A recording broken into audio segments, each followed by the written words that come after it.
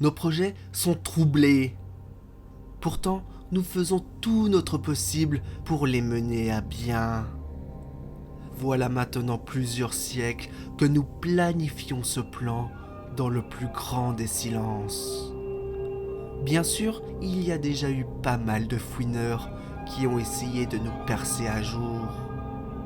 Mais très vite, nous les avons mis hors d'état de nuire, de façon définitive. Genre, une balle de 9 mm dans la tête.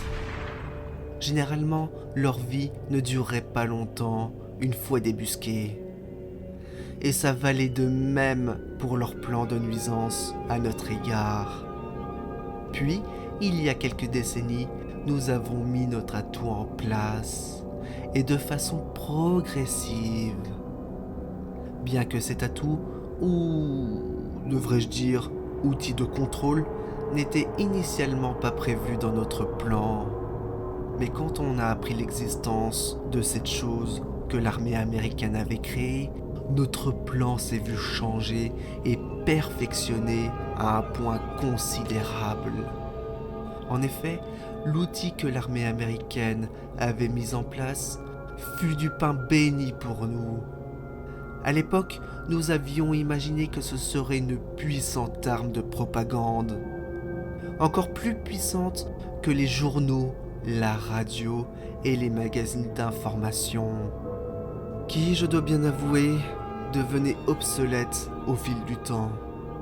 Et puis, cette stratégie de contrôle avait ses limites et ses failles, dont nous avions vu les défauts lors de la Seconde Grande Guerre que nous avions orchestrée, notamment du côté allemand, italien et soviétique.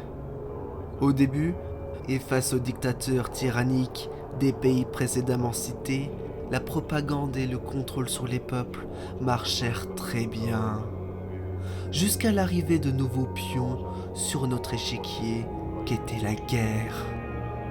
Dès lors, les dictateurs que nous avions mis en place durant des décennies furent mis à mal. Et ce fut la même chose pour le totalitarisme sur les peuples impactés, changeant radicalement le visage de l'Europe et bon nombre de pays. Mais tout cela fut prévu par notre organisation. Voyez-vous, le monde que nous tentons de diriger n'est qu'une immense éprouvette dont nous nous amusons à faire des expériences. Expériences qui, bien entendu, va dans notre sens. Que ça soit du point de vue économique, politique et scientifique. Et je dois bien avouer que c'est la partie scientifique que j'affectionne le plus, notamment la psychologie et la microbiologie.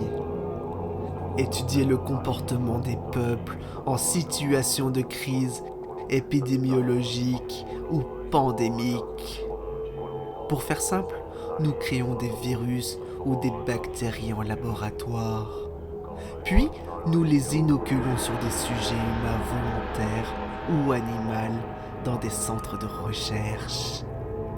C'est depuis ces points que sont parties nos plus belles créations, telles que la grippe espagnole vers la fin des années 1910, le virus du VIH dans les années 80, le virus de l'Ebola dans les années 2000, et plus récemment, la plus belle de nos inventions n'est autre que le SARS-CoV-2, plus communément appelé Covid-19.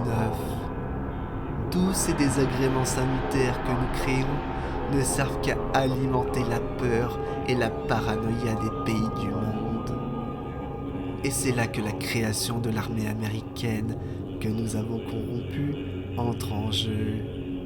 À votre avis, dans quoi cette vidéo est hébergée, que vous êtes en train de regarder en ce moment même? Oui, je voulais parler d'Internet, dans lequel sont hébergés les réseaux sociaux. Réseaux sociaux dont nous avons imaginé le concept il y a plus de 30 ans. À l'origine, l'idée fut formidable. Mais maintenant, cette arme semble se retourner contre nous. Et les détenteurs de cette arme universelle ne sont autres que les Anonymous. Cette bande de rebelles qui essayent perpétuellement de nous mettre des bâtons dans les roues afin de nous faire tomber. Mais sachez que les Anonymous ne gagneront pas la guerre qu'ils ont déclenchée contre nous. Non, ce sera nous, les Illuminati, qui gagnerons ce combat. Et quand ce sera chose faite, nous les soumettrons tous, comme vous, car c'est nous les maîtres de ce monde.